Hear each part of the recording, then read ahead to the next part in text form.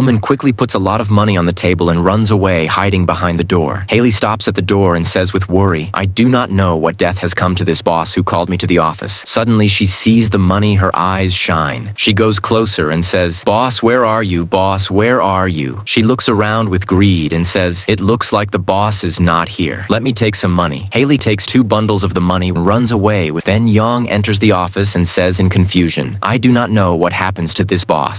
Suddenly she calls me and she is not even in her office. Then Young sees the money. His eyes open wide and he whispers, "Boss, where are you? Boss, where have you gone?" Then with a greedy laugh, he says, "It looks like today is a good chance. Let me take some." Young quickly grabs 2 bundles and leaves happily. Then Liu enters the boss office and says, with respect, "Boss, I have come." He looks around. Liu is about to leave. Then suddenly he sees the money. He freezes, his eyes stare at it. Liu looks around carefully and sees no one is watching. He takes a deep breath, picks up all the money with both hands, and runs away. The boss comes out from behind the door and says, "All of them were dishonest people who are like snakes in my company." Later, the 3 of them are standing in a line whispering why the boss called them. Suddenly, the boss comes from behind and says, "Stand straight." The boss says with authority, "I have called you today because my assistant seat is empty and I tested you. Whoever passes will become my assistant." Yang jumps forward and says eagerly, "I will be your assistant." The boss looks at him coldly and says, "The decision will be made. Now you keep quiet and come to my office." The boss leaves with confidence and they follow her quietly. In the office, the boss says firmly, "Among you, the one who is the most hardworking will be mine." Liu steps forward with respect and says, "Boss,